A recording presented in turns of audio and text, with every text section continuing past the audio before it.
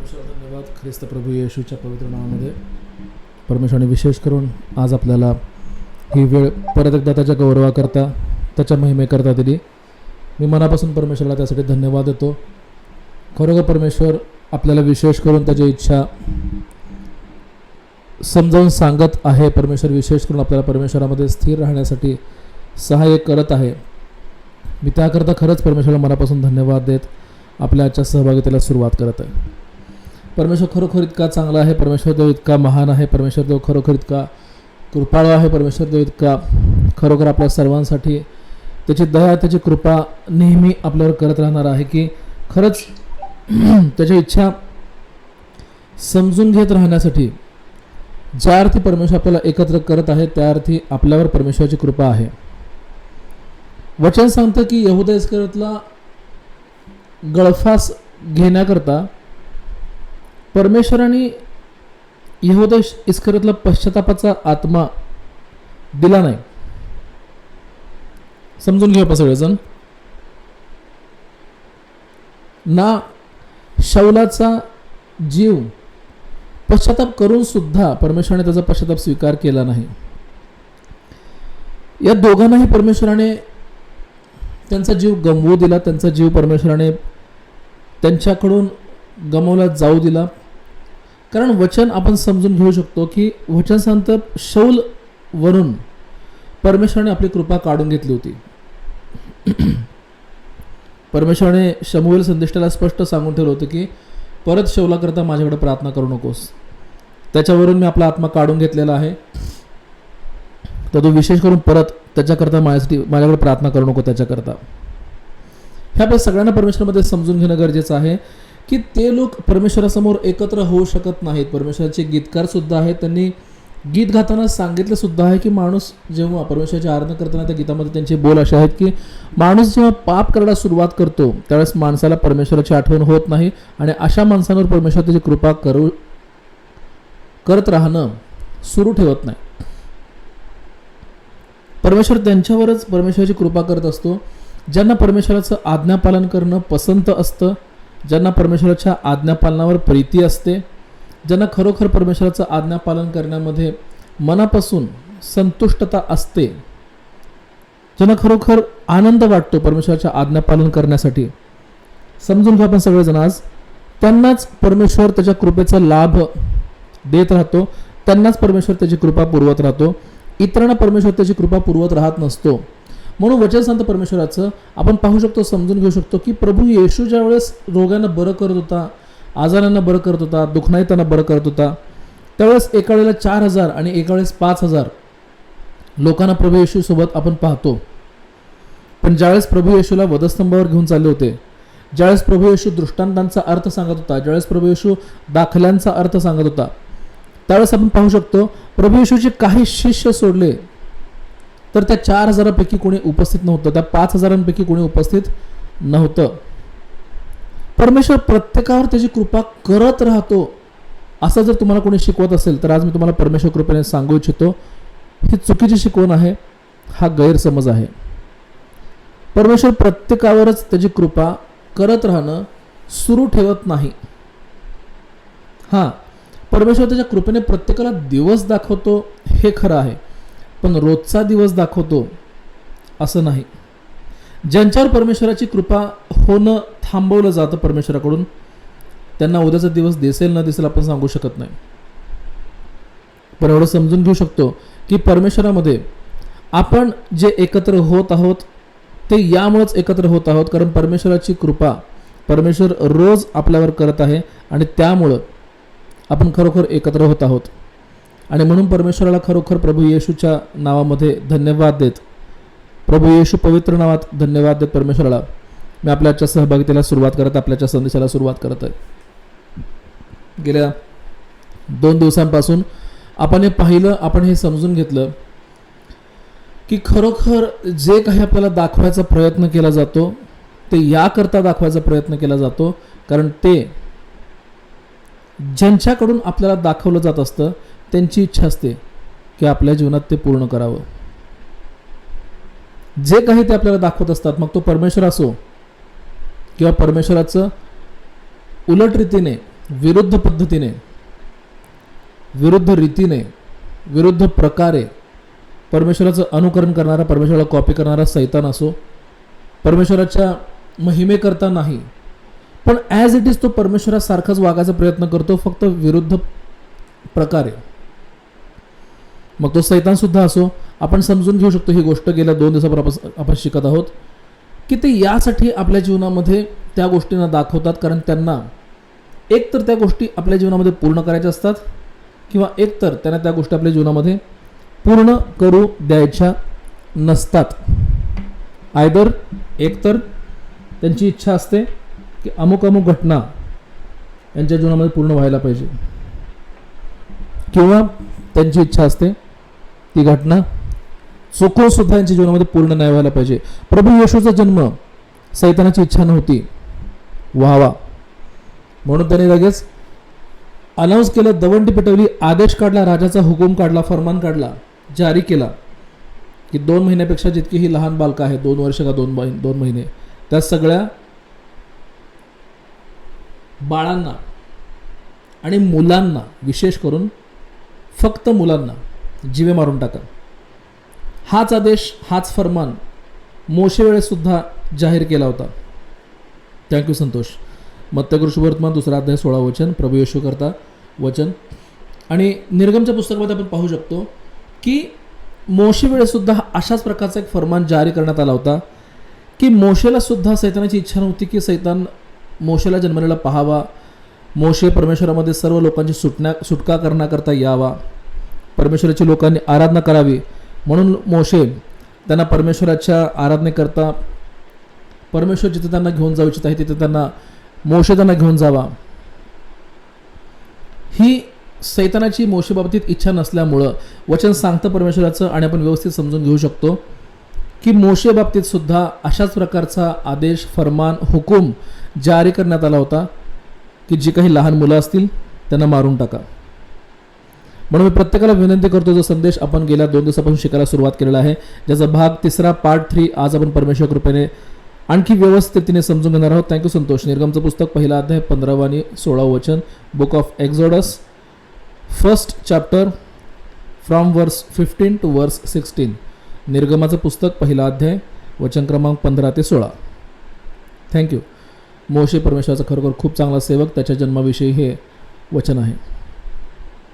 समजून घेऊया आपण की परमेश्वराबाबतीत आपण समजून घेतलं की परमेश्वर आपल्याला एखादी इच्छा दाखवतो, ती याकरता दाखवतो की देवाला एकतर आपल्या जीवनामध्ये पूर्ण करायची इच्छा असते, किंवा ती इच्छा आपल्या जीवनात पूर्ण होऊ नये म्हणून परमेश्वर आपल्याला ती इच्छा प्रगट करत असतो. प्रभू येशू प्रार्थना करून आला आणि सगळ्या शिष्यांना सांगत असताना पेत्राला प्रभू येशू म्हणाला, तुला गव्हासारखं चाळावं, गव्हासारखं तुला पाखडावं, गव्हासारखं तुला निवडून घ्यावं, अशी सैतानाने परमेश्वरासमोर इच्छा व्यक्त केली आहे. पण प्रभू येशूने तसं होऊ दिलं नाही. आपल्या सगळ्यांना हे समजून घेणं गरजेचं आहे. का प्रभू येशू पेत्राला परमेश्वराची इच्छा सांगत आला? कारण प्रभू येशूला पेत्राला हे जागरूक यासाठी करून द्यायचं होतं, पेत्राला प्रभू येशूला हे यासाठी सांगून द्यायचं होतं की पेत्र परमेश्वरामध्ये अंधाधुंद पद्धतीने जगू नये, पेत्र परमेश्वरामध्ये कसं वाटेल तसं जगू नये.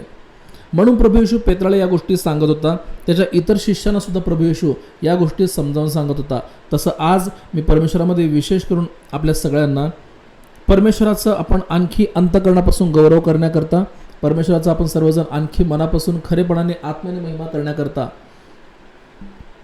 सैतान त्याच्या इच्छा आपल्या जीवनापर्यंत, आपल्या जीवनामध्ये कसं दाखवायचा प्रयत्न करतो, थोडंसं परमेश्वर कृपेने आज आपल्या सर्वांसमोर परमेश्वराची ही इच्छा मी आज घेऊन येत आहे. थँक्यू संतोष. लोक शुभवर्तमान 22 अध्याय 31 वचन पेत्राकरता आणि इतर शिष्यांकरता सुद्धा समजून घेऊ आपण सर्वजण परमेश्वरामध्ये. It was Father God's will that we must have to obey his will. परमेश्वराची इच्छा आहे की आपण त्याची इच्छा पाळावी, आणि परमेश्वराची इच्छा आहे की आपण सैतानाच्या कुठल्याच भुलथापाला, कुठल्याच फसवणुकीला आपण भुलवलं जाऊ नये किंवा आपण फसवले जाऊ नयेत. आणि ते तेव्हा शक्य आहे जेव्हा आपल्याला सैतानाच्या इच्छा माहीत असतील. सैतान माझ्याबद्दल काय इच्छित आहे, त्याचे माझ्याबद्दल काय प्लॅन्स आहेत, त्याचे माझ्याबद्दल काय नियोजन त्याने करून ठेवलेले आहेत, काय त्याच्या युक्ती, काय त्याच्या घडामोडी तो माझ्याकरता नेमत आहे, युक्त्या करत आहे, हे आपल्याला माहीत असेल, लक्षात घ्या. तर आपल्याला सैतानाला ती इच्छा पूर्ण न करू देण्यासाठी 2 हात करता येतात परमेश्वरामध्ये, परमेश्वराच्या कृपेमध्ये, परमेश्वराच्या कृपेद्वारे. आपल्याला जाऊन त्याला भांडावं लागत नाही, झगडावं लागत नाही, परमेश्वर कार्य करतो. पण तेव्हा जेव्हा एक तर आपल्याला त्याच्या कृपेमध्ये, परमेश्वराच्या कृपेमध्ये एक तर आपल्याला राहता येत असेल, तेव्हा परमेश्वराच्या कृपेमध्ये राहत असताना ज्यावेळेस आपल्याला सैतानाच्या इच्छा समजतील तेव्हा, आणि तेव्हा ज्यावेळेस आपण शिकलो असो, आपण समजून घेतलो असो की कशा प्रकारे सैतानाचे दावपेच, कशा प्रकारे सैतानाच्या युक्त्यांना, कशा प्रकारे सैतानाच्या भुलथापांना, कशा प्रकारे सैतानाच्या फसवणुकींना फसायचं नाही, बळी पडायचं नाही, भुलवलं जायचं नाही, कशा प्रकारे हे जर आपल्याला हे जर का आपल्याला शिकवलं गेलं असेल आणि हे जर का आपण शिकलो असू, तर लक्षात घ्या सैतानाच्या इच्छा आपल्या जीवनामध्ये पूर्ण होण्यापासून आपण रोखू शकतो. सहमत आहात सर्वजण, सोबत आहात सर्वजण, जे शिकत आहोत आपण सगळेजण ते समजत आहे. आणि काय तुमच्या अंतःकरणामध्ये खरोखर परमेश्वराची कृपा याद्वारे प्रवेश करत आहे, कळत आहे प्रत्येकाला. थँक्यू. विशेष करून मी प्रत्येकाला विनंती करतो, आपण ही गोष्ट समजून घेणं खरोखर आपल्या सगळ्यांच्या खूप फायद्याचं आहे की सैतान कार्य कसं करतो. Cain was living his life with the spirit of अँगर,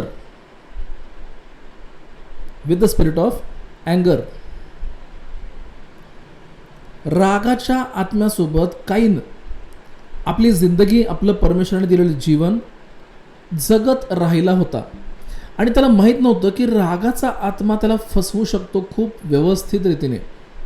कायनाला माहीत नव्हतं की रागाचा आत्मा नंतर त्याला सोडून जातो आणि दुःख येऊन, कायनाला माहीत नव्हतं की दुःखाचा आत्मा येऊन आपल्याला वेढतो आणि आपल्याला पश्चाताप करत बसायला लावतो आणि स्वतः मात्र हसत राहतो आपल्यावर.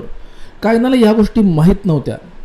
म्हणून वचन सांगतं की ज्यावेळेस परमेश्वराने त्याला शाप दिला, जर कोणीही माणूस कायनाला मारेल तर त्या माणसाकडनं 7 पट अधिक सूड उगवण्यात यावा, कोणीही कायनाला मारायचंच नाही. समजून घ्या त्याचा अर्थ काय, की कायनाला परमेश्वराने मरू दिलं नाही. कधी काय, कुठं, कसं काय, आपला तो आजचा मुद्दा नाही आहे. हां, गैरअर्थ कोणीही घेऊ नका मी जे बोललो त्याचा. विशेष करून परमेश्वराला करता धन्यवाद. विनंती आहे माझी, कायनाला जर का माहीत असलं असतं की सैतान माझ्या मागं रागाचा आत्मा याकरता पाठवत आहे की मला आणि माझ्या भावाला त्याला एकत्र राहू द्यायचं नाही आहे. प्रश्न व्हेज नॉनव्हेजचा नव्हता. प्रश्न कोण जास्त देतं, कोण कमी देतं अर्पण याचा नव्हता. प्रश्न होता प्रथम फळापैकी कोणी दिलं.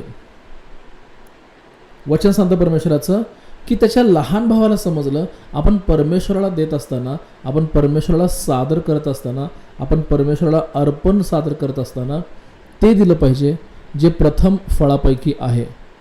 म्हणून सांगितलं जातं की उठल्या उठल्या प्रार्थना करा. कारण आपल्या झोपेतनं उठल्या उठल्या आपण ज्यावेळेस प्रार्थना करतो ते आपल्या दिवसातले पहिले शब्द असतात. म्हणून आपल्या दिवसामध्ये आपण प्रवेश करत असताना परमेश्वराच्या कृपेने इतर कुणाशीही संवाद साधण्याच्या ऐवजी, बोलण्याच्या ऐवजी इतर कुणाला सुद्धा यासाठी आपण परमेश्वराला प्रार्थनापूर्वक आपले शब्द बोलून दाखवले पाहिजेत. विनंतीपूर्वक, प्रार्थनेद्वारे विनंतीपूर्वक आपल्या इच्छा आपण परमेश्वराला कळवल्या पाहिजेत. हे ह्यासाठी शिकवलं जातं. Because that is your first fruit of your tongue, of your mind, of your thoughts. हे तुमच्या विचाराचं, तुमच्या मुखातून निघणारं प्रथम फळ असं असतं त्या दिवसासाठी आपले शब्द. म्हणून परमेश्वराला पहिल्यांदा आपण प्रार्थना केलीच पाहिजे असं शिकवलं जातं आणि आपण शिकलोय तसं, आपण सगळं तसं करतो. धन्यवाद परमेश्वराला त्याकरता. मुद्दा काय लक्षात घ्या की कायनाला माहीत नसल्यामुळं की सैतान कसं कार्य करतो, सैतान कुणाच्याद्वारे कार्य करतो. दिस वॉज अननोन फॉर केन कायनाकरिता हे माहीत नसलेलं असं एक तत्व होतं, माहीत नसलेलं असं एक शिक्षण होतं की जे शिक्षणाची माहिती नसल्यामुळे परमेश्वराचं वचन सांगतं तो गेला आपल्या भावावर चालून आणि आपल्या भावाला त्याने ठार करून टाकलं. का? कारण त्याला माहीत नव्हतं की रागाचा आत्मा त्याच्या जीवनामध्ये व्यवस्थित रीतीने प्रवेश केलेला आहे आणि रागाचा आत्मा त्याला सूड उगवायला लावत आहे. हे समजलं नव्हतं कायनाला. पण लक्षात घ्या, जर त्याला समजलं असतं तर काय त्याने त्याच्या भावाचा खून केला असता? जर समजलं असतं तर काय त्याने त्याच्या भावासारखं परमेश्वराला अर्पण दिलं नसतं का? 100% दिलं असतं. So what is the main point? The main point is that, मुख्य मुद्दा हा आहे की आपल्याला माहीत असलं पाहिजे, परमेश्वरामध्ये आपल्याला माहीत असलं पाहिजे what is my father God's will for my life and what is Satan is also planning for my actually against my life. मला माहित पाहिजे की परमेश्वराची माझ्या जीवनाकरता उद्या इच्छा काय आहे, आता इच्छा काय आहे, पुढच्या तासामध्ये परमेश्वर माझ्याकरता काय इच्छा योजना करत आहे. जसं आपल्याला हे माहित पाहिजे त्याच प्रकारे आपल्याला हे सुद्धा समजलं पाहिजे की सैतान सुद्धा माझ्याकरता काय इच्छा व्यक्त करत आहे, सैतान सुद्धा माझ्याकरता काय योजना करत आहे, सैतान सुद्धा माझ्या विरोधामध्ये काही सापळे रचत आहे का? जर होय तर कोणत्या प्रकारचे, कशा प्रकारचे ते सापळे रचण्याकरता तो कोणाकोणाचा उपयोग करत आहे. लक्षात घ्या, जसं आपण परमेश्वराच्या इच्छेला जाणून घ्यायचा प्रयत्न करतो तसंच आपल्याला आपल्या विरोधकांच्या सुद्धा इच्छा माहीत असायला पाहिजेत. आपल्याला आपल्या विरोध करणाऱ्या प्रत्येकच आत्म्याच्या सापळ्यांना, प्रत्येकच आत्म्यांच्या जे विरोध आपल्याला करतात त्या आत्म्यांच्या प्रत्येकच आपल्याला युक्त्यांना समजून घेता यायला पाहिजे. कारण जर त्यांच्या युक्त्यांना आपण समजून घेऊ शकलो, मी विनंती करतो आणि मी खरोखर परमेश्वरामध्ये माझ्या जीवनामधून मी तुम्हाला विशेष करून शिकवत आहे. ही कोणतीही गोष्ट मी फक्त कुठं वाचून वगैरे शिकवत नाही आहे, फक्त मी चेक करतो ऑनलाईन कोण आहे कोण नाही. तर लक्षात घ्या की माहीत असणं खरोखर खूप गरजेचं आहे. अशुद्ध आत्मे कसं कार्य करतात परमेश्वराला माहीत होतं. कुठं अशुद्ध आत्मे आहेत, कुठं दुरात्मे आहेत, कोणामध्ये दुष्ट आत्मा आहे हे परमेश्वराला माहीत होतं. And because of that he was sure how to cast them out. त्यामुळं परमेश्वराला खात्री होती की कशा प्रकारे एखाद्या व्यक्तीमधून, एखाद्या पुरुषामधून, एखाद्या स्त्रीमधून दुष्टात्म्याला किंवा अशुद्धात्म्याला बाहेर कसं काढायचं. डेअरिंग करत नव्हते ते प्रभू येशू समोर. मी परमेश्वर कृपेला खरोखर मनापासून धन्यवाद देतो. परमेश्वराला खरं तर मी मनापासून धन्यवाद देतो परमेश्वराच्या कृपेसाठी.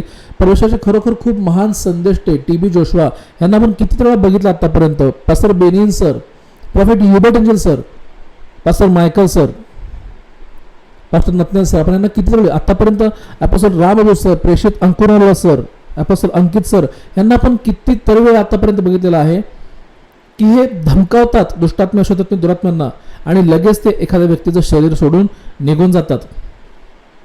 परत त्या माणसाला ते जाचत नाहीत, परत त्या माणसाला ते ग्रासत सुद्धा नाहीत. हे का? कारण त्यांना समजलेलं आहे की त्या अशुद्धात्म्यांना, दुष्टात्म्यांना, दुरात्म्यांना एखाद्याच्या शरीरामधून, एखाद्याच्या जीवनामधून कसं बाहेर काढायचं, हाकलून लावायचं, कशा प्रकारे त्या माणसांना त्या अशुद्धात्म्यांच्या, दुरात्म्यांच्या, दुष्टात्म्यांच्या जाचापासून सुटकारा कसा मिळवून द्यायचा हे समजलेलं आहे त्यांना, म्हणून ते करू शकतात. ज्या गोष्टीबद्दल आपल्याला व्यवस्थित माहिती होऊ शकणार नाही किंवा ज्या गोष्टीबद्दल आपण व्यवस्थित माहिती करून सुद्धा घ्यायची इच्छा व्यक्त करत नाही, लक्षात घ्या त्या गोष्टीकरता परमेश्वर आपल्याला कृपा देत नाही. मी थोडंसं आणखी समजावून सांगेन, व्यवस्थित समजून घ्या, व्यवस्थित ऐका. जर माझी इच्छा नसेल की देवा तू कायनाचं अर्पण का स्वीकार नाही केलं हे समजून घ्यायची जर का माझी इच्छा नसेल ना, तर परमेश्वर सुद्धा मला समजावून सांगायला जात नाही. परमेश्वर सुद्धा मला समजावून सांगण्यासाठी वेळ द्यायला जात नाही.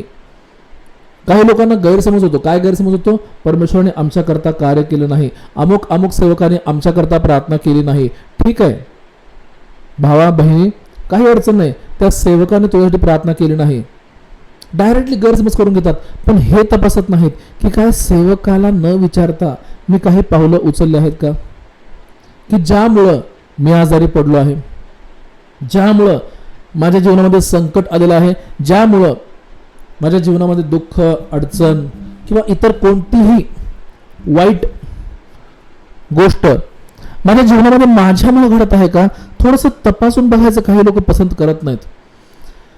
डायरेक्टली एखाद्यावर दोष लावून मोकळे. मी विनंती करतो आपल्यापैकी प्रत्येकाला परमेश्वरामध्ये, we must have to check it out from all of sides. सर्व बाजूनी आपण समजून घेतलं पाहिजे की नेमकं हे कसं आहे, नेमकं हे काय आहे, नेमकं याचा खरा अर्थ काय आहे. काय सैतानच कार्य करत आहे का परमेश्वर कार्य करत आहे. कधी कधी काही जणांच्या जीवनामध्ये सैतान बिलकुल सुद्धा इंटरेस्टेड नसतो. त्यांच्या जीवनामध्ये ज्या काही अडचणी येत असतात त्या पूर्णपणे परमेश्वर पाठवत असतो, आणि तरी सुद्धा काही लोक सैतानाला दोष देत बसतात. बघा सैतान आमच्या जीवनामध्ये किती कार्य करत आहे. अरे सैतान कार्य करत नसतो, परमेश्वरच तुला उलट काही अडचणीमध्ये पाडत असतो. तू समजून घ्यायला कमी पडत आहेस. We must have to understood, we must have to learn.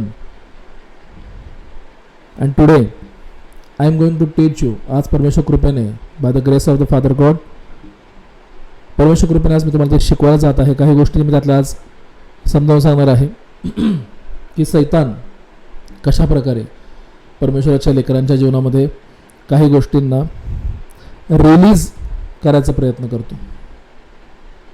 कशा प्रकारे परमेश्वराच्या लेकरांच्या जीवनात सुद्धा सैतान काही गोष्टींना सोडण्याचा प्रयत्न करतो, रिलीज करायचा प्रयत्न करतो.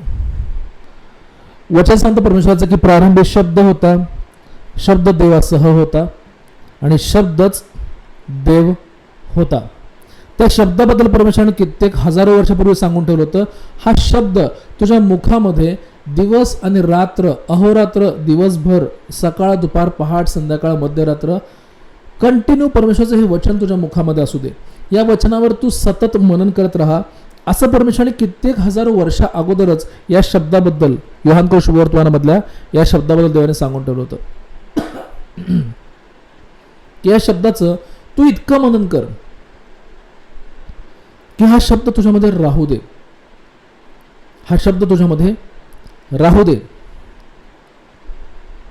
जिथं जिथं या शब्दाची कमतरता आपण समजून घेऊया आज, तिथं तिथं जो खरं तर शब्दच नाही परमेश्वराचा, जो खरं तर शब्दच नाही परमेश्वराचा, as he thinketh in his hearts so is he, so he became like that. नीतिसूत्रामध्ये परमेश्वर 23:7 आपल्याला स्पष्टपणे समजावून सांगतो. Proverbs chapter 23 and verse number 7. Father God tells us clearly, he teaches us clearly. जसा आपल्या मनामध्ये तो विचार करतो तसा तो बनला जात असतो, आणि म्हणून आपल्या सगळ्यांना ही गोष्ट समजणं आज व्यवस्थितपणे गरजेचं आहे. थँक्यू. खास करून मी इंग्रजी भाषांतर मागेन, कारण मराठीमध्ये थोडंसं भाषांतर वेगळं दिलेलं आहे. त्यासाठी माणसाला एक गोष्ट समजणं गरजेचं आहे. What is the meaning, what is the actual meaning of word release. सोडणे, काहीतरी मोकळं करणे, कशाला तरी पाठवणे. Thank you. For as he thinketh in his heart so is he. For as he thinketh in his heart so is ही. समजून घेणं आपल्या प्रत्येकाला गरजेचं आहे की काहीतरी गोष्टी मोकळ्या करतो सैतान. वचन सांगतं जिथे परमेश्वराचा आत्मा आहे तेथे मोकळीक आहे. ह्याच्या विरुद्ध अर्थ सुद्धा आपल्याला समजून घेता यायला पाहिजे. जिथे परमेश्वराचा आत्मा नाही तिथे 100% काहीतरी आहे. मी खरं सांगू तुम्हाला 2 मिनटं. सध्या आपण जिथं सगळेजण बसून परमेश्वराच्या कृपेने परमेश्वराने दिलेला हा संदेश समजून घेत आहोत, आपल्या सर्वांच्या आजूबाजूला फॅन, कूलर, AC चालू असतील, 100% चालू असतील, विश्वास आहे माझा. थोडंसं विचार करून बघा, 2.5 ते 3 मिनटंच, जास्त नाही, आपल्या आजूबाजूचे हे AC, फॅन किंवा कूलर जे काही सुरू आहेत ते बंद करून बघा. काय होईल? घाम यायला सुरुवात होईल आपल्याला, आपल्या शरीरावर. घामाच्या धारा वाहायला चालू होतील. का बरं? जिथं हवा नाही तिथं घाम आहे, जिथं थंड वातावरण नाही तिथं गरम वातावरण आपोआप तयार होतं. समजून घ्यायच्या गोष्टी आहेत. Always this world is filled with something. कशाने ना कशाने हे जग नेहमी भरलेलं राहत असतं. तसंच आपल्या शरीराचं आणि तसंच आपल्या आत्म्याचं सुद्धा आहे. माझ्या प्रत्येक बहिणी भावांना, विशेष करून परमेश्वरामध्ये जे आई वडिला समान इथं आहे, त्या प्रत्येकांना माझी विशेष करून विनंती आहे, नीट व्यवस्थित हे सर्व काही समजून घेऊया आपण. हे जग ज्या प्रकारे कधीच रिक्त राहू शकत नाही. वचन सांगतं पृथ्वीच्या पृष्ठभागावर जलनिधीचा पूर्णपणे एक व्यापलेला परिसर दिसत होता, उघडपणे दिसत होता. सगळीकडे जिकडं तिकडं फक्त पाणी आणि पाणी दिसत होतं. पृथ्वी संपूर्णपणे पाण्याने वेढलेली होती असं दिसत होतं आणि त्याच्यावर पवित्र आत्मा इकडे तिकडे वावरत होता, लक्ष ठेवून होता की काय चालू आहे. ही पृथ्वी कधीच रिक्त नव्हती, ना राहणार आहे ना राहील. तसंच आपलं सुद्धा परमेश्वरामध्ये परमेश्वराने जीवन बनवलेलं आहे जे कधीही रिक्त राहू शकत नाही. म्हणतात ब्रेन वॉश केलं जातं. अरे ब्रेन वॉश होऊ शकत नाही माझ्या भावा, माझ्या बहिणी. Man's brain can not be washed. हां, ते दुसरं कशाने तरी फील केलं जाऊ शकतं, दुसऱ्या कशाने तरी त्याला भरलं जाऊ शकतं. आपलं मन जे आहे, आपला आत्मा जो आहे, संपूर्ण आपण समजून घेऊया परमेश्वरामध्ये. आज सर्वजण आपण समजून घेऊया. आज तो कधीही रिक्त राहू शकत नाही. आपलं मन कधीही रिकामं राहू शकत नाही. ते कधीही empty, without any occupied space, कधीही ते राहू शकत नाही. काहीच नाही माझ्या मनामध्ये, मी काय अमुक प्राप्त केलं, नाव घेत नाही मी आता, अर्थ दुसरीकडे जाईल त्यामुळे मी नाव घेत नाही.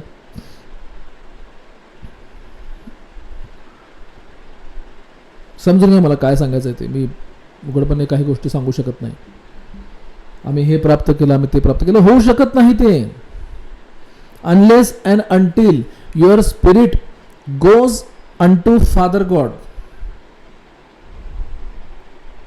you cannot live life without those thoughts. You cannot live life without those non-stop, even also bad thoughts also. You can control them, you can stop them, but they will not stop coming in your mind. समजून घ्या सगळ्या परमेश्वरामध्ये हे की सैतान नेहमी ही संधी शोधत असतो. कधी त्याला कुणाच्या जीवनामध्ये कार्य करायचा अवसर मिळतो, कधी त्याला कुणाच्या जीवनामध्ये जाण्याचा, कधी त्याला कुणाच्या जीवनामध्ये त्याची इच्छा पूर्ण करण्याचा अवसर मिळतो. सैतान हे कंटिन्युअसली शोधामध्ये असतो, कंटिन्युअसली. वचन सांगतं स्पष्टपणे, तुमचा शत्रू सैतान हा नेहमी गुरगुरणाऱ्या सिंहासारखे शोधत असतो की कुणाला गिळावे. तो कधीही शांत बसत नाही. माझ्या बाप्तिस्माच्या अगोदरच आम्हाला परमेश्वराच्या एका सेवकाने खूप व्यवस्थितपणे समजावून सांगितलं होतं की सैतान कधीही रिलॅक्स जीवन जगत नाही. आणि तरीही परमेश्वराची काही लेकरं म्हणतात, आम्हाला थोडी विश्रांती नको का, आम्हाला थोडा आराम नको का. हे समजून घ्या, मग तुम्हाला कळेल की आपण आराम केला पाहिजे की नाही केला पाहिजे. वचन सांगतं, आणखी थोडीशी डुलकी घेतो, आणखी थोडीशी झोप घेतो असं म्हणत राहशील तर दारिद्र्य तुझा दरवाजा ठोकावेल. दारिद्र्य तुझ्या जीवनाचा हिस्सा बनून जाईल. दारिद्र्य तुझं जीवन तबाह करायला सुरुवात होईल. We must have to understand and we must have to understood words of father God. परमेश्वर स्वर्गीय पित्याची वचनं आपल्याला समजलेली असणे खूप खूप खूप गरजेचे आहेत. नीतिसूत्र 6 अध्याय 10 आणि 11 वचन. थँक्यू निकिताई. आणखी थोडीशी झोप घेतो, आणखी थोडीशी डुलकी खातो, आणखी हात उराशी धरून निसतो असे म्हणत जाशील तर तुला दारिद्र्य दरोडे क्रमानं. खरंच म्हणजे मी शब्द ॲक्च्युली विसरलो. खूप मोठा शब्द आहे, खूप खूप खूप गहन अर्थ आहे, खूपच गहन अर्थ आहे. दारिद्र्य तुला दरोडेखोराप्रमाणे आणि गरिबी तुला सशस्त्र मनुष्याप्रमाणे गाठील. 1-2 मिनिटं मला वेळ द्या परमेश्वरामध्ये. परमेश्वराला धन्यवाद. तरी समजून घेतलं पाहिजे आपण की परमेश्वराचं वचन आपल्याला माहीत असणं, परमेश्वराच्या आज्ञा आपल्याला माहीत असणं किती अधिक गरजेचं आहेत. सैतान कशा प्रकारे एखाद्या जीवनात प्रवेश करतो, कशा प्रकारे सैतान कार्य करतो, कशा प्रकारे सैतान एखाद्याला हरवायचा, एखाद्याला नेहमी असुरक्षित भासवत राहण्याचा, नेहमी एखाद्याला आपल्या पतीच्या विरोधामध्ये, आपल्या पत्नीच्या विरोधामध्ये उकसवत राहण्याचा, घरातल्यांचा कधीही सन्मान न करण्याचा, सैतान कसं एखाद्या जीवनामध्ये आत्मा पाठवतो ना, हे आपल्याला समजणं गरजेचं आहे. आणि ते समजण्याकरता आपल्या सगळ्यांना समजलं पाहिजे परमेश्वरामध्ये की the word release it has something deep, it contains something more deep inside of it. शब्द जो आहे मोकळं करणं किंवा शब्द जो आहे की सोडलं जाणं, खरोखर हा खूप मोठ्या गोष्टींनी भरलेला आहे. हे आज आपण परमेश्वरामध्ये काही वेळेसाठी समजून घेऊया. परमेश्वराचं वचन स्पष्ट करतं आपल्याला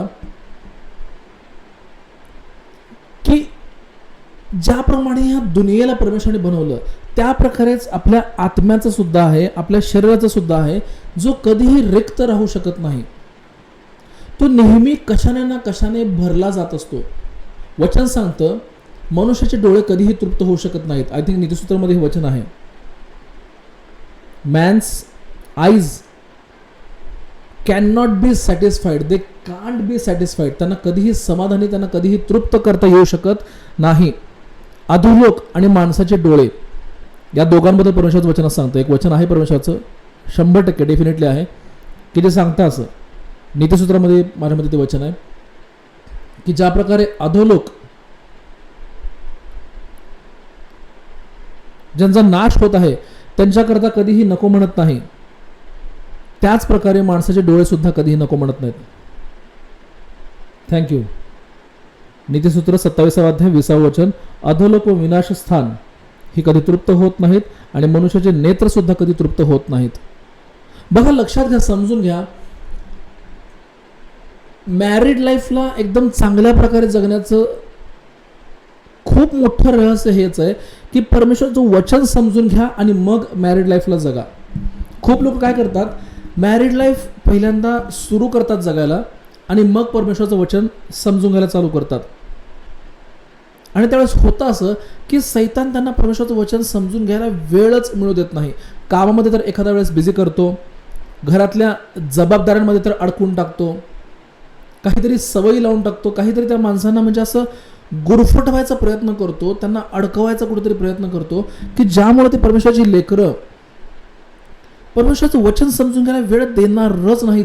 मी का इन्सिस्ट करत असतो, मी का थोडंसं काय म्हणता येईल मराठीमध्ये याला, जास्त आग्रह मी का करत असतो की चर्च नका बुडवत जाऊ, बायबल स्टडीज नका बुडवत जाऊ. मी का सांगत असतो, कारण त्यामुळे लक्षात घ्या, तुम्ही सैतानाच्या इच्छा समजून तर घेऊ शकताच, त्यासोबत त्यांना कशा प्रकारे आपल्या जीवनामध्ये होऊ दिलं जाणार नाही हे सुद्धा तुम्हाला इथं परमेश्वर कृपेने शिकवलं जातं. लक्षात घ्या, कामाच्या ठिकाणी, मित्रमैत्रिणींमध्ये, ओळखीच्या लोकांमध्ये, नातेवाईकांमध्ये जायला मी कधीही मना केलेलं नाही, परमेश्वर सुद्धा मना करत नाही. पण आपल्याला कळायला पाहिजे कुणाला किती वेळ देणं गरजेचं आहे. काही लोक फक्त परिवार परिवार परिवार करतात, काही लोक फक्त काम काम काम काम करत बसतात.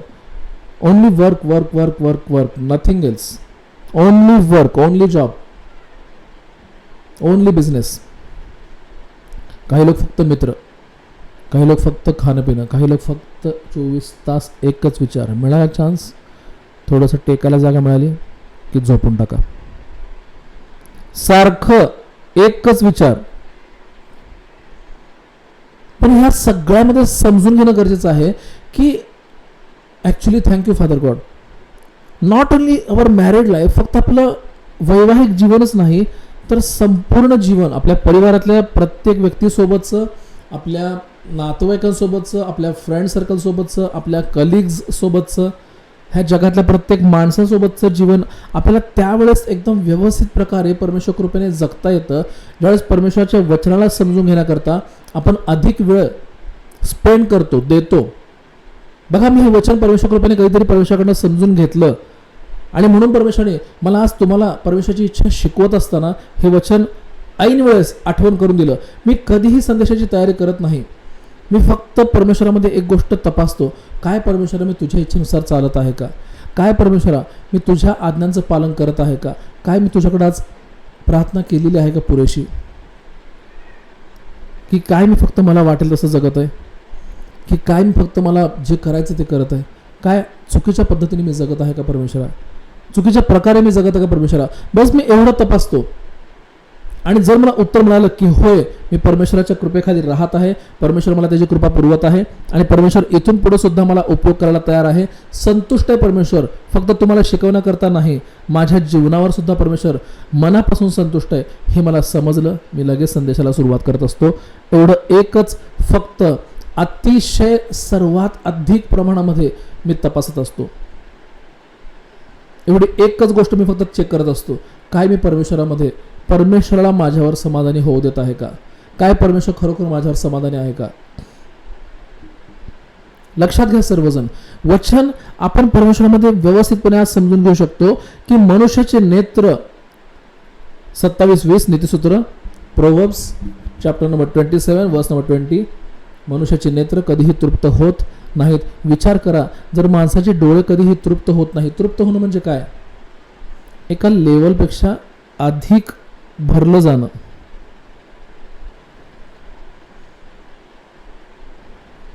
जमीन पाण्याने तृप्त झाली, आपण कधी म्हणतो, ज्यावेळेस पूर्ण चिखल चिखल चिखल चिखल होतो, पूर्ण जमिनीत ज्यावेळेस फक्त चिखल होतो, तो चिखल आटत नाही, तो चिखल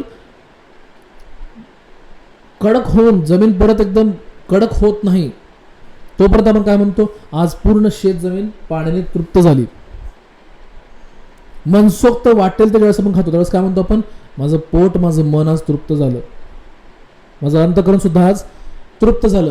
तसं लक्षात घ्या, आपल्या शरीराला ना नेहमी कशाची ना कशाची गरज असते, नेहमी. आणि हे फक्त तुम्हाला आणि मला लागू नाहीये, हे दुष्टात्म्यांना, अशुद्धात्म्यांना आणि दुरात्म्यांना सुद्धा लागू आहे. कारण ते पण कोण आहेत, आत्मे, आणि तुम्ही आणि मी कोण आहोत, आत्मे. आपल्याला परमेश्वराने शरीर दिलेलं आहे, पण आपण शरीर नाही आहोत.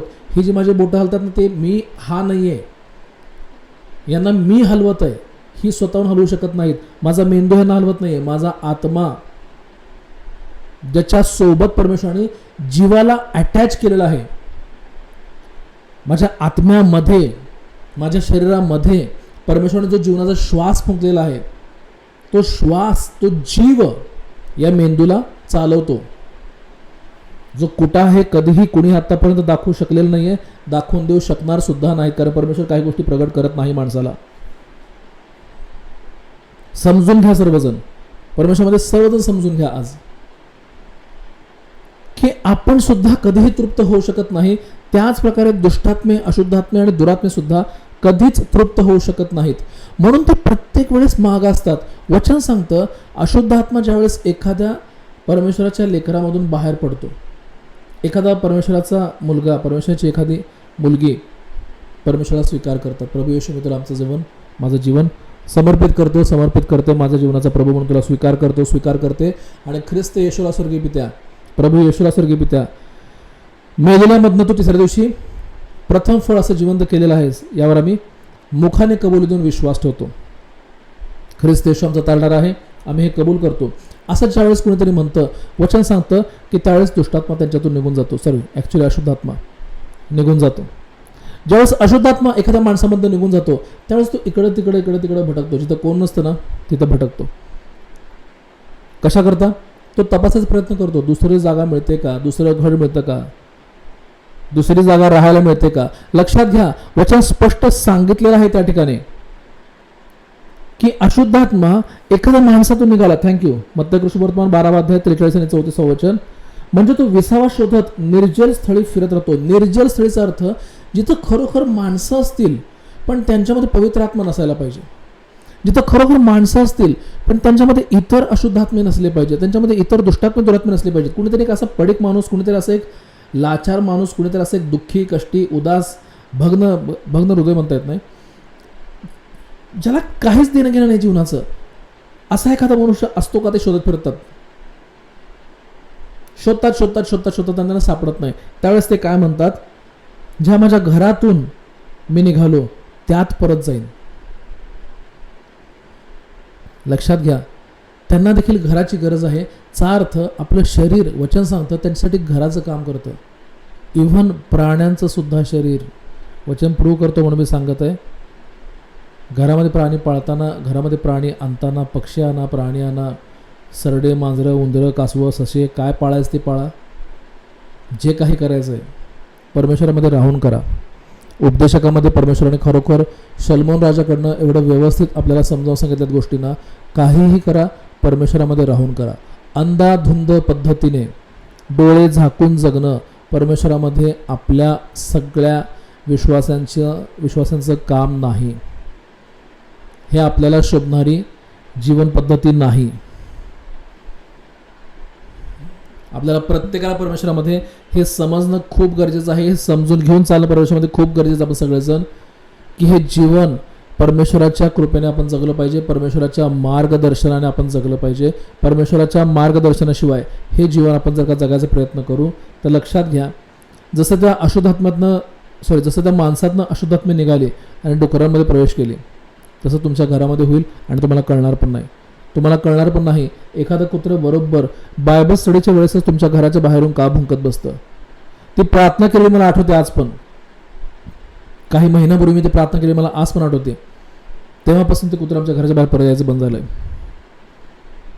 त्याच्यासोबत काय झालं काय नाही झालं मला देणं घेणं नाही. मला एवढंच गोष्ट परमेश्वराला धन्यवाद देण्यासाठी समजली की परमेश्वराने मला ते दाखवून दिलं, दिस इज नॉट नॅचरल थिंग.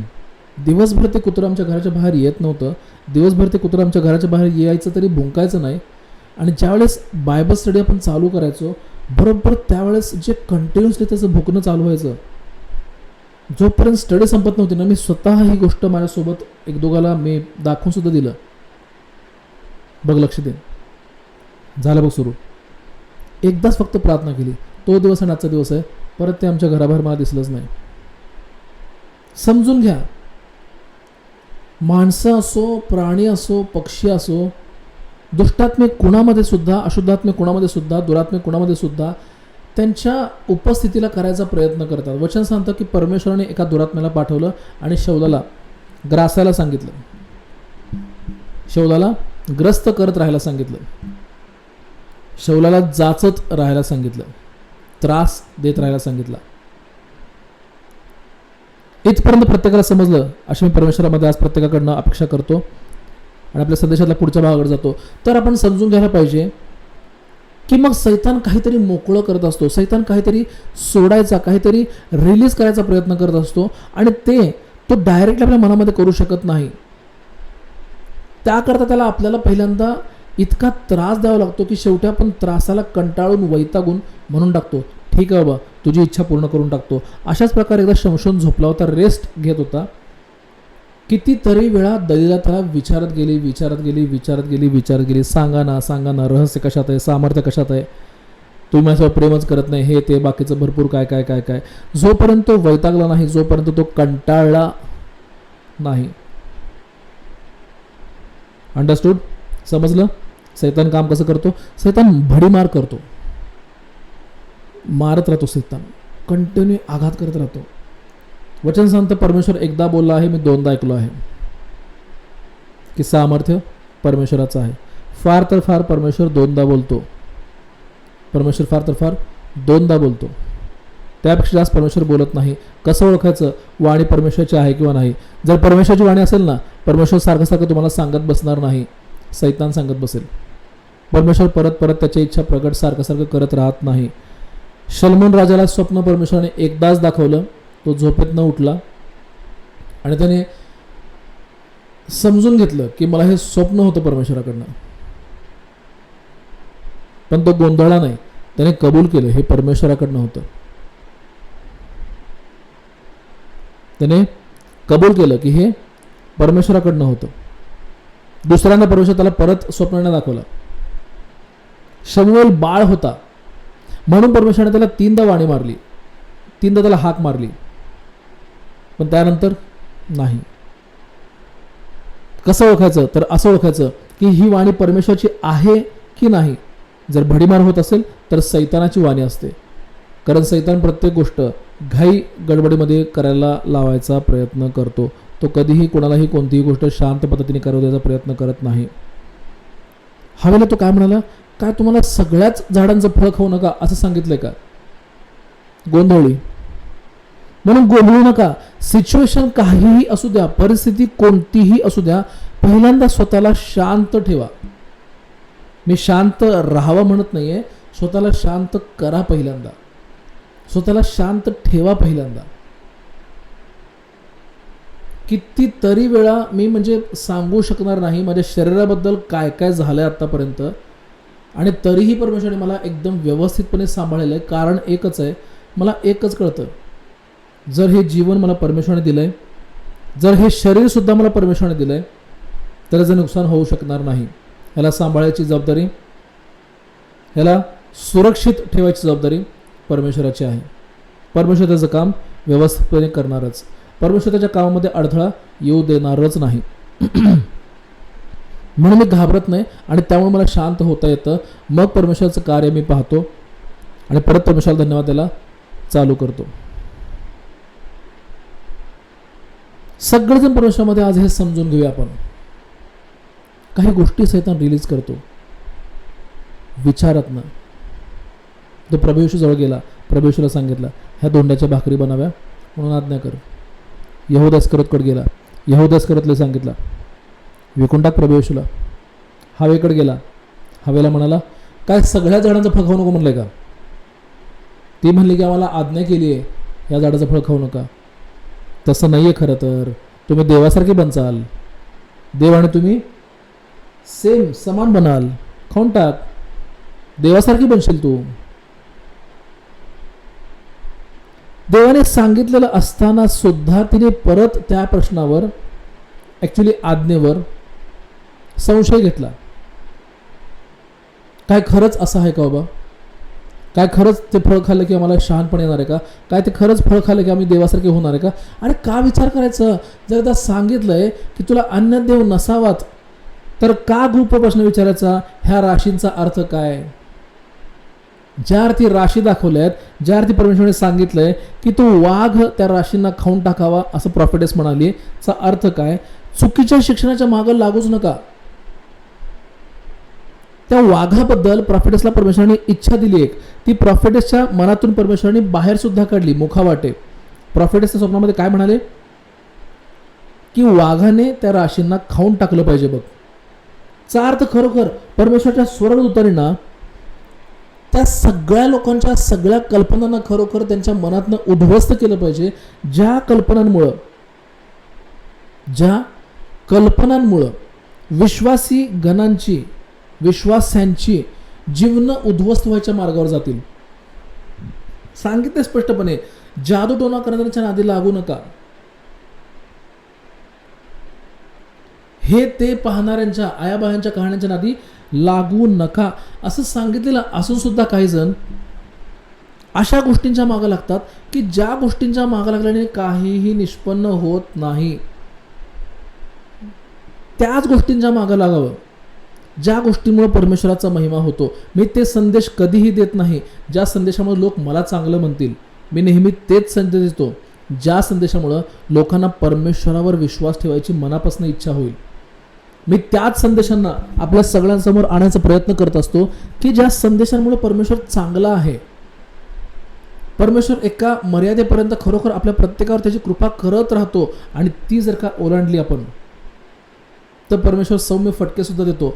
असेच मी संदेश प्रत्येकापर्यंत पोहोचवतो की ज्यामुळे परमेश्वराच्या दोन्ही बाजू लोकांसमोर यायला पाहिजेत आणि मनापासून परमेश्वराच्या लेकरांनी परमेश्वराचा सन्मान केला पाहिजे. ज्याच्यामुळे मला चांगलं म्हणावं, त्या संदेशांना मी तुमच्या समोर आणून परमेश्वराला कसं संतुष्ट करू शकेन. मग विचार करा, तुमच्या मनात असे प्रश्न यायला पाहिजेत का की ज्यांच्यामुळे परमेश्वराचं गौरव तुमच्या घरातल्या लोकांसमोर, तुमच्या कामाच्या ठिकाणामधल्या लोकांसमोर, तुमच्या ओळखीच्या लोकांसमोर तुम्ही जर का करू शकतच नसाल तर त्या प्रश्नांच्या नादी का लागायचं? वचन स्पष्ट सांगतात, ना बलाने ना पराक्रमाने, तर परमेश्वराच्या आत्म्याच्या द्वारे कार्य सिद्ध होईल. मग परमेश्वराचा आत्मा आपल्या कार्यांना सिद्ध करत जाईल. अशा गोष्टींच्या मागं लागायच्या ऐवजी आपण काय करतो? शेवटचा काळ कसा ओळखायचा आम्हाला सांगा. मग सैतान 666 हा जो आकडा सांगितलेला आहे सैतानाबद्दल परमेश्वराने, तो कधी सुरू होणार आम्हाला सांगा. अरे माझ्या भावा, अरे माझ्या बहिणी, परमेश्वरामध्ये आईवडील असणाऱ्यांनो, अशा गोष्टींच्या, अशा परमेश्वराच्या खरोखर त्या वचनांच्या मागं लागण्याऐवजी ज्यामुळे परमेश्वर तुमचं तारण करेल, ज्यामुळे परमेश्वर तुमच्यामुळे इतरांचं सुद्धा तारण करेल आणि तुम्हाला जास्त कष्ट घ्यायची गरज पडणार नाही, ज्यामुळे तुम्ही डायरेक्टली चालू कराल काय की खरोखर परमेश्वर स्वर्गीय पित्या, बस तू ज्यावेळेस येशील त्यावेळेस आम्हाला देखील तुझ्यासोबत स्वर्गामध्ये घेऊन चल. ज्यावेळेस प्रभू येशू तू ढगापर्यंत येशील आम्हाला स्वर्गामध्ये घेऊन जायला, त्यावेळेस खरोखर आम्हाला घेऊन चल, आम्हाला इथे पृथ्वीवर ठेवू नको. बस ह्याच्या मागं पडा ना. 666 मागं पडायची काय गरज आहे? ख्रिस्त विरोधक कसा आहे, कोण आहे, ह्याच्या मागं पडायची काय गरज आहे? रात्रीचं कडी वाजवू नका, चप्पल उलटी टाकू नका, कात्री करकर करू नका. कोण सांगितल्या गोष्टींच्या मागं जायला? काय ह्याचा विचार करायचा? लिंबूवर पाय पडला, मग काय झालं? पडला तर पडला, लिंबू होते, नाही त्याला काय काय लावलं होता, मग काय झालं? मग लिंबू बनवला कोणी? परमेश्वराने. अशुद्ध आत्मे कोणाच्या अधीनतेमध्ये राहतात? परमेश्वराच्या. अशुद्ध आत्मे कोणाचं भय धरतात? परमेश्वराचं. त्यांना काय माहिती की सर्वोच्च कोण आहे? परमेश्वर. माहिती आहे त्यांना सुद्धा. अँड बिकॉज ऑफ दॅट, त्यामुळे लक्षात घ्या, परमेश्वरामध्ये आपल्याला घाबरायची गरज नाही कुठल्या गोष्टींना. आपल्याला फक्त एक समजून घेणं गरजेचं आहे की सैतानाच्या चालींना, सैतानाच्या हालचालींना, सैतानाच्या युक्त्यांना, सैतानाच्या डावपेचांना, सैतानाच्या फसवणुकींना आपल्या जीवनामध्ये आपण पूर्ण होऊ दिलं नाही पाहिजे. हे आपल्या ध्यानामध्ये असायलाच पाहिजे. सैतान मला फसवणार नाही, याकरता मी काय करू? तर लक्षात घ्या, मी शेवटचा मुद्दा सांगून जात आहे. सैतान विशेष करून ह्या जगामध्ये ज्या माध्यमांमधनं त्याची इच्छा सांगायचा प्रयत्न करतो, त्या माध्यमांच्या द्वारे रिलीज केल्या जाणाऱ्या गोष्टींकडे जास्त लक्ष ठेवा. त्यांच्याकडं जास्त अधिक प्रमाणात आपलं लक्ष ठेवा.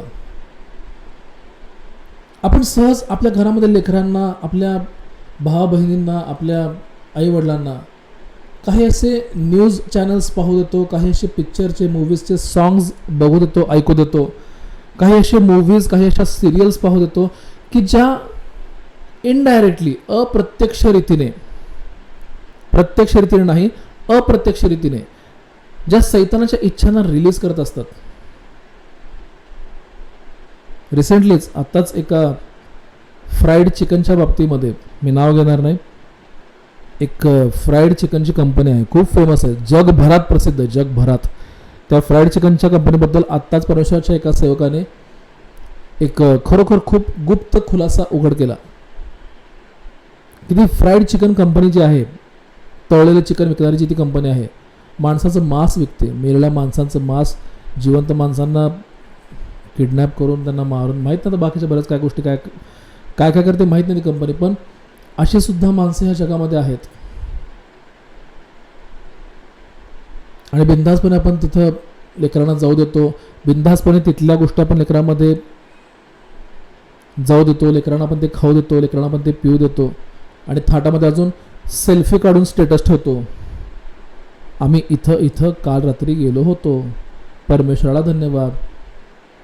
आणि परत नंतर आल्यानंतर विचार करायला चालू करतो, माझा मुलगा आजकाल असा का वागत आहे, माझी बहीण आजकाल अशी का वागत आहे, आमची आई अगोदर अशी वागत नव्हती, आमचे वडील पहिल्यांदा परमेश्वराच्या वचनाचा असा अपमान करत नव्हते, आताच हे का चालू झालं, आताच हे असं सगळं सुरुवात का झालं.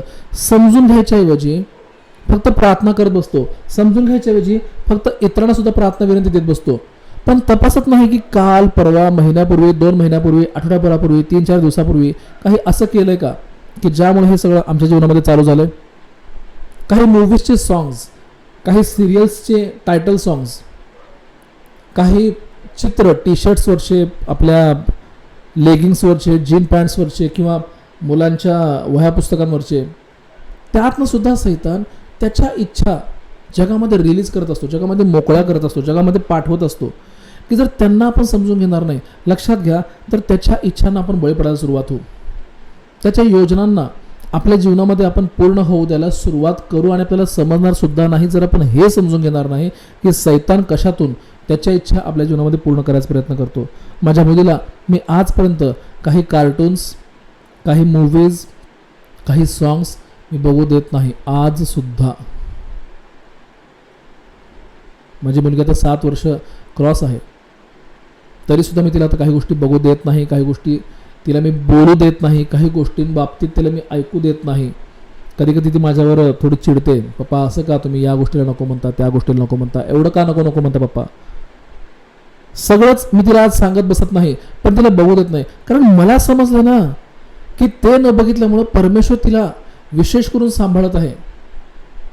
त्या गोष्टींची तिला सवय न लागू दिल्यामुळं परमेश्वराचा आत्मा तिची तिकडं जिकडं जाईल तिकडं तिच्यासोबत त्याचे स्वर्गदूत ठेवत आहे. हेच आपल्या सगळ्यांना समजून घेणं गरजेचं आहे. आपल्या घरातल्यांसाठी फक्त ही प्रार्थना करू नका की देवा त्यांना तार, आपल्या घरच्यांच्या तारणासाठी ही सुद्धा प्रार्थना करा की देवा ज्या कोणत्या सैतानी गोष्टींना त्यांच्या जीवनात ते जागा देतात, त्या सगळ्या सैतानी गोष्टींना त्यांच्या जीवनात त्यांनी जागा देणं बंद करावं, अशी मी प्रभू येशूनाथाकडे प्रार्थना करते की तू देवा त्यांच्या जीवनामधनं सगळ्या सैतानी गोष्टींना त्याने बाहेर टाकून द्यावं म्हणून कार्य कर. मी कुठल्या वस्तूबद्दल बोललो नाही, ज्याला कान आहे तो ऐको, ज्याला बुद्धी आहे तो समजून घेऊ. सैतानी गोष्टी ह्याचा अर्थ काही वागण्यातल्या, काही बोलण्यातल्या. काही लोकांना सवय असते एखादा शब्द सारखं सारखं बोलायचा, काही लोकांना एखादी सवय असते एखादी कृती सारखं सारखं करून दाखवायचं. गेल्या काही वर्षापर्यंत मला ही सवय होती आणि लास्ट इयर, मागच्या वर्षी मला प्रवेशामध्ये ही गोष्ट समजली. मला घाम आला की सारखं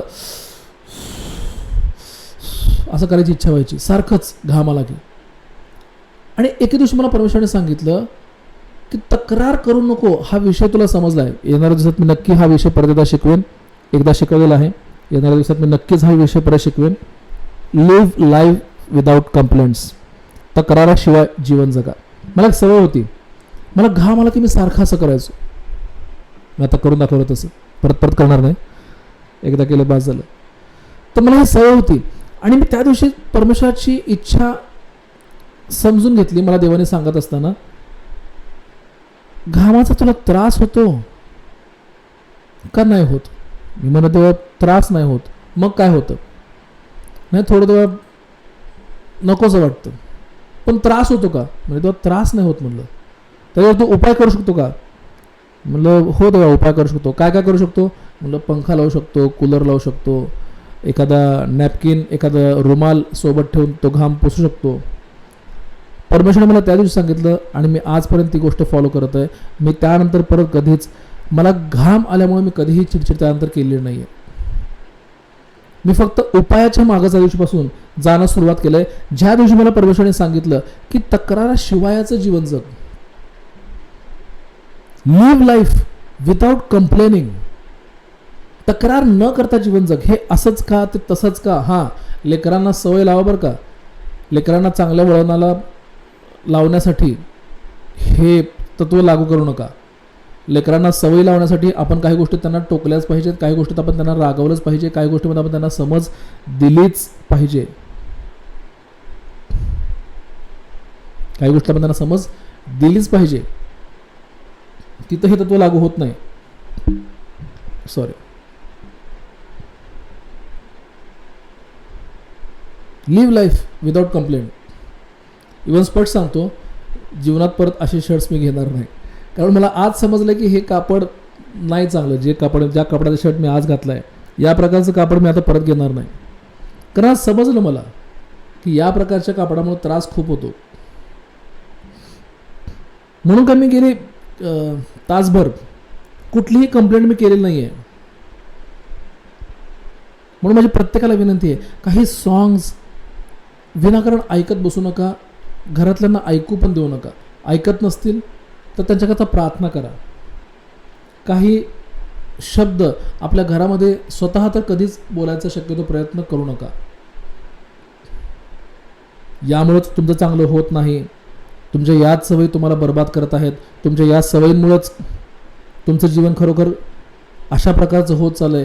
काहीही चुकीचं बोलू नका की ज्यामुळं काही शब्द तुम्ही स्वतः रिलीज कराल आणि सैतान तुमच्या जीवनामध्ये काम करू शकेल.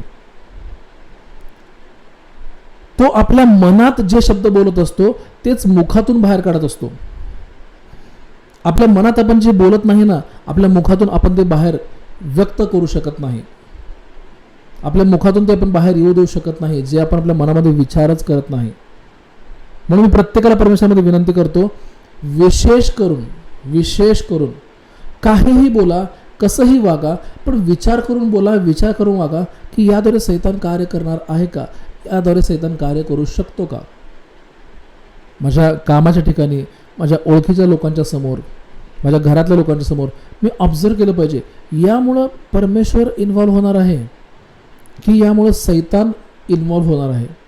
माझ्या या प्रकारच्या बोलण्यामुळं परमेश्वर आमच्या घरात सहभागी दाखल होणार आहे, स्वर्गदूत आमच्या घरामध्ये दाखल होणार आहेत का सैतान आमच्या घरामध्ये दाखल होणार आहे. आपल्याला समजलं पाहिजे, आपल्याला माहीत असलं पाहिजे. कारण ती म्हणत होती, म्हणजे तिच्या म्हणण्यामुळे स्वर्गदूत तिला आले, परमेश्वराचं सामर्थ्य प्रभू येशूद्वारे तिला मिळवून दिले. ती जी म्हणली की ह्याच्या वस्त्राच्या काठाला, ह्याच्या वस्त्राला मी स्पर्श केले तर मी बरी होईनच, हे म्हणल्यामुळे स्वर्गदूत देवाने लगे पाठवले. स्वर्गदूतांच्या द्वारे परमेश्वराने प्रभू येशूमधून तिच्यामध्ये सामर्थ्य जाऊ दिलं आणि ती जागेवर बरी झाली. कारण तिचं म्हणणं त्या गोष्टी लक्षात ठेवून होतं. काय लक्षात ठेवून होतं की मी जे बोलेन त्याच्यावरनंच एकतर परमेश्वर माझ्या जीवनामध्ये कार्य करू शकतो किंवा सैतान माझ्या जीवनात कार्य करू शकतो. एस्तेरला ही गोष्ट समजली होती, म्हणून एस्तेर काय म्हणली, मी माणसांसाठी, इस्रायलाच्या लोकांच्या संरक्षणासाठी राजासमोर जाईन. दानिएल काय म्हणला, महाराज चिराय असो, ज्या देवाची मी प्रार्थना करतो त्या देवानेच सिंहाचे मुख बंद केले आणि मला सांभाळले, मला जिवंत राखले. योसेफ काय म्हणला, स्वप्न दाखवणारा परमेश्वर, स्वप्नांचा अर्थ दाखवणारा पण परमेश्वर. अशा प्रकारचे शब्द आपल्या घरामध्ये, आपल्या कामाच्या ठिकाणी, आपण जिथून जातो, जिथून घरी परत येतो, ज्या रस्त्यावरून आपण जात असतो कामावर किंवा कुठेही, आणि ज्या रस्त्यावर आपण परत घराकडे येत असतो, त्या रस्त्यावर जाता येताना सुद्धा आपण तेच शब्द बोलले पाहिजेत, ज्या शब्दांमुळे स्वर्गदूत आपल्या सोबत राहतील, ज्या शब्दांना बोलल्यामुळे स्वर्गदूत आपल्याला परमेश्वराची इच्छा कळवत राहतील. सैतानाच्या इच्छा आपल्या जीवनात पूर्ण होऊ नये म्हणून त्या सुद्धा आपल्याला कळवत राहतील. सगळेजण आज हे समजून घ्या, आपल्याला जे काही दाखवलं जात असतं ते यासाठीच दाखवलं जात असतं की एकतर ते आपल्या जीवनामध्ये त्यांना घडवायचं असतं किंवा एकतर ते आपल्या जीवनामध्ये परमेश्वराला घडू द्यायचं नसतं. परमेश्वर याकरताच गोष्टी आपल्याला पाहू देत असतो, गोष्टी आपल्याला ऐकू देत असतो. म्हणून लक्षात घ्या, सैतान सुद्धा आपल्या कानावर वारंवार गाणी का पाडायचा प्रयत्न करतो. विचार करा, मी गेले 32 वर्ष, माझं वयात तेवढं आहे, मी पाहतोय की महिन्यामध्ये कमीत कमी एक तरी सिनेमा कोणत्या ना कोणत्या भाषेतला रिलीज होतोच. जगामध्ये जेवढ्या भाषा आहेत त्याच्या 5% जरी पकडलं तर जगभरामध्ये 5 सिनेमे पकडा.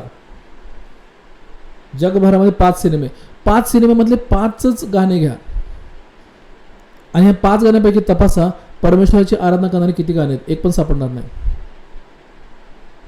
मी असं म्हणत नाही नसतं, एखादं कुठंतरी असतं, पण त्या 5ही गाण्यांना ऑब्झर्व करून बघा.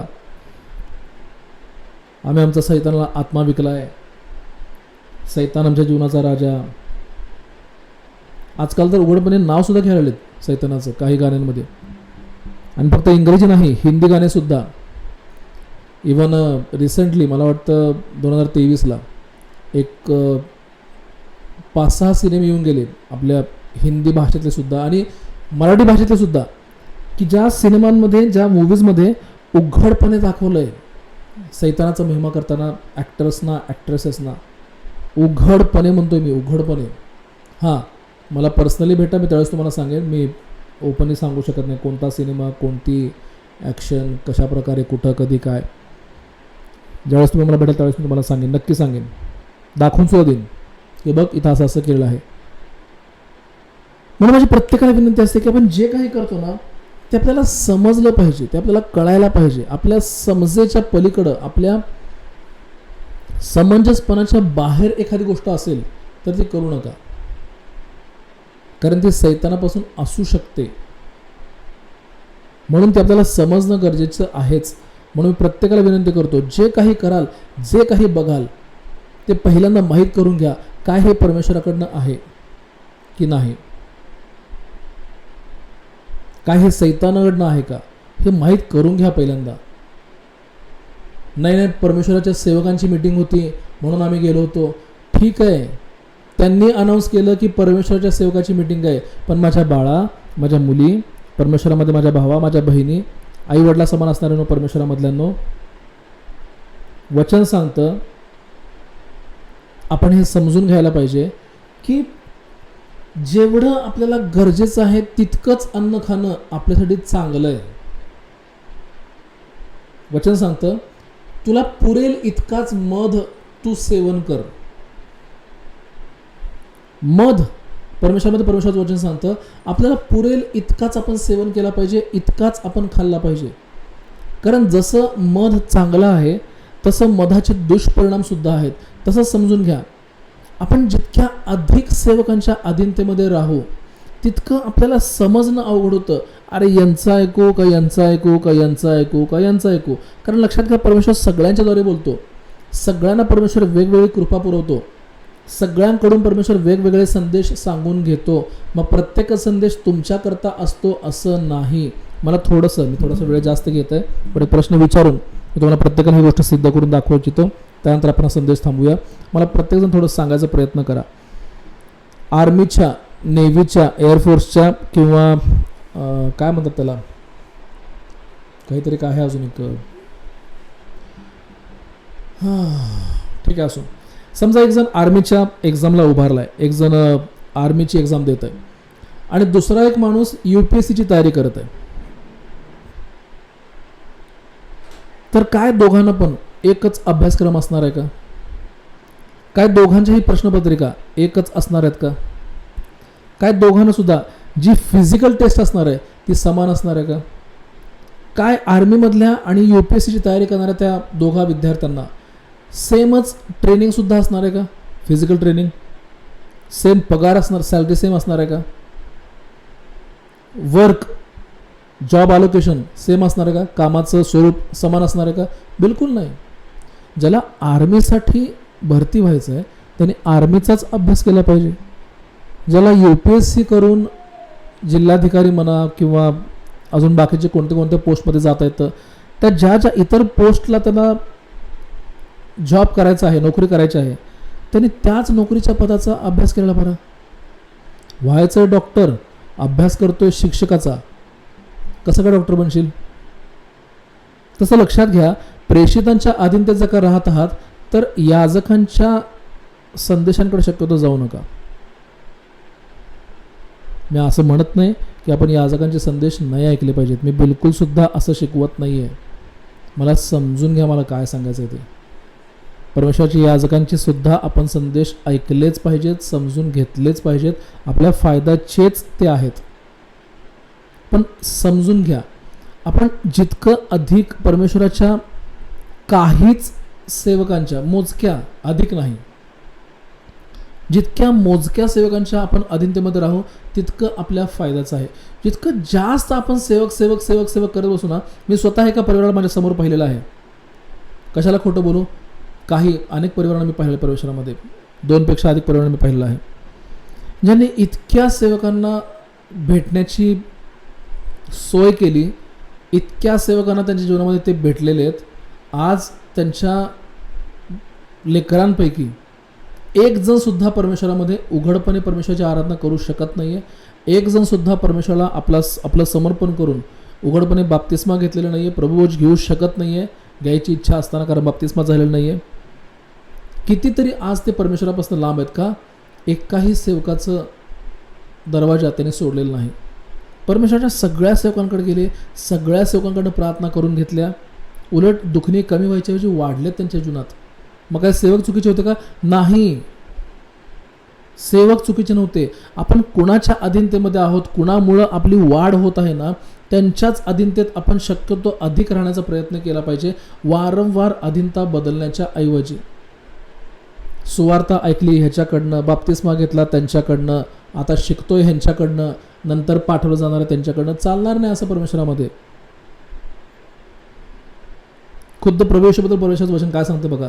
प्रभू येशूचं नाव ठेवलं परमेश्वराच्या एका सेवकाने, शिमोन त्याचं नाव, बाप्तिस्मा केला योहानाने, संपलं. या 2 सेवकांच्या व्यतिरिक्त परमेश्वर इतर कोणत्याही सेवकांच्या सोबत आणि अधीनतेत राहिला नाही.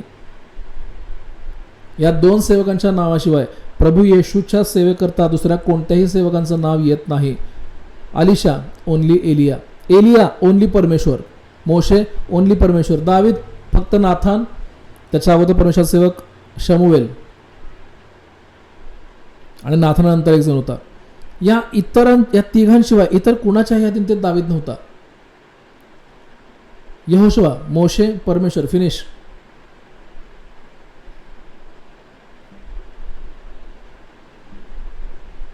आपल्या प्रत्येकाला ही गोष्ट समजून घ्यायची. मी सिद्ध सुद्धा केलं, हा विषय नव्हता आपला, पण आला म्हणून मी सांगितलं.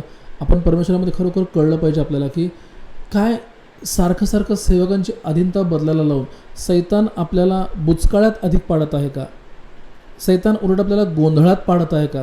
काय परमेश्वराची इच्छा आहे का या पण सेवकांचं मी संदेश ऐकावे, मी त्या पण सेवकांचे संदेश ऐकावे, मी या पण एक तर मला रिसेंटली फॅमिली भेटली होती, खोटं बोलणार नाही मी, सांगणं माझं काम म्हणून मी सांगत, मला बदनामी कोणाची करायची नाही आहे. बहीण अक्षरशः त्यांची वेडी व्हायच्या मार्गावर आहे. स्वतःला कामावरून काढून टाकण्याच्या बॉसने कितीतरी धमक्या दिलेल्या आहेत. स्वतः इतक्या अशक्त आहेत, त्या ताई म्हणता येणार नाही, परमेश्वरामध्ये परमेश्वराची ती मुलगी इतकी अशक्त आहे, म्हणजे वाईट वाटलं मला अक्षरशः. पण मी त्यांच्याकडे परत जायचं बंद केलं. का बंद केलं? कारण त्यांचं सांगणं असं आहे म्हणे, परमेश्वराने मला सांगितलं आहे प्रत्येक शब्दा दिवशी वेगवेगळ्या चर्चला जा. परमेश्वर असं काम तुम्हाला का सांगेल? नाही, सुवार्ता सांगायला. अरे मग सुवार्ता सांगायला चर्चमध्ये कशाला जाता? सुवार्ताच जर का सांगायची आहे तर त्यांच्याकडे जावा ज्यांना परमेश्वर माहीतच नाही ना. चर्चमध्ये जाऊन तुम्ही सुवार्ता काय सांगणार आहे? चर्चमध्ये जी येतात त्यांना सुवार्थेची काय गरज आहे? त्यांना शिक्षणाची गरज आहे परमेश्वराच्या वचनाच्या. मी लिटरली पाहिलं, त्यांना आर्थिकतेमध्ये अडचणी आहेत, आर्थिक जीवनात. मानसिक जीवन त्यांचं स्थिर नाही आहे. शारीरिक जीवन इतकं खालावलेलं आहे की त्या मी उघडपणे बघितलं आहे, ना ॲप्रन आणि तोंडावरचा स्कार्फ काढल्याशिवाय ती स्त्री कुठेही फिरत नाही. कंटिन्युअसली 24 तास तोंडावर स्कार्फ, कंटिन्युअसली तोंडावर, अंगावर कंटिन्युअसली ॲप्रन, त्याशिवाय ती स्त्री फिरतच नाही कुठं. मला वाईट वाटलं अक्षरशः.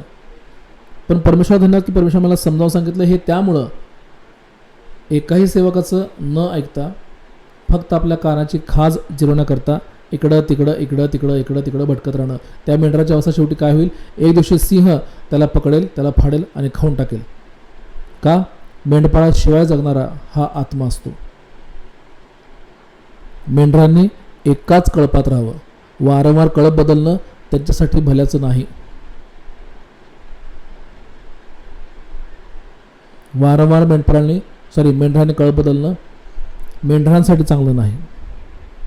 मालकाला, मेंढपाळाला दुसरं मेंढरू मिळेल, पण त्या मेंढराला दुसरा चांगला मालक मिळेल किंवा न मिळेल सांगता येत नाही. चांगला मेंढपाळ मिळेल किंवा न मिळेल सांगता येत नाही. अँड दॅट्स वाय, त्यामुळं मी विनंती करतो प्रत्येकाला, आपण खरोखर जे काही पाहत असतो, जे काही आपल्याला दिसत असतं, जे काही आपल्याला दाखवलं जात असतं परमेश्वराकडून, आणि आपली इच्छा नसताना सैतानसुद्धा आपल्याला काही गोष्टी दाखवायचा प्रयत्न करतो. आपल्याला समजलं पाहिजे ते यासाठीच आपल्याला दाखवलं जातं. ते यासाठीच आपण पेज स्क्रोल करत असताना मोबाईलचं अचानक आपल्या समोर ते यासाठीच येऊ दिलं जातं, कारण सैतानाची इच्छा असते ते घडू दे तुझ्या जीवनामध्ये, ती गोष्ट तुझ्यासोबत घडू दे. म्हणून मी सांगत असतो की पाहून विश्वास ठेवू नका, वचन वाचून विश्वास ठेवा. अमुक अमुक अडचणी संदर्भात वचन काय सांगतं ते मला माहीत पाहिजे. मग आपला विश्वास खचत नाही, मग आपण खचत नाही. आपल्याला सगळ्यांना हे माहीत असणं गरजेचं आहे. जे काही आपल्याला दाखवलं जातं परमेश्वराकडनं आणि सैतानाकडनं सुद्धा, ते यासाठीच दाखवलं जातं की आपल्या जीवनात एकतर त्यांना ती करायची इच्छा असते किंवा एकतर आपल्या जीवनात ते होऊ नये अशी त्यांची इच्छा असते. प्रत्येकाला परमेश्वरामध्ये विशेष करून परमेश्वरामध्ये मी प्रार्थना करण्यासाठी विनंती करतो. आपण प्रार्थनेकडे जात आहोत. तत्पूर्वी विशेष करून मी प्रत्येकाला विनंती करतो, हा संदेश नीट समजून घ्या. जितक्या अधिक लोकांना तुम्हाला समजून घेण्यासाठी हा संदेश पाठवतो तितक्या लोकांना पाठवा. परमेश्वर धन्यवाद.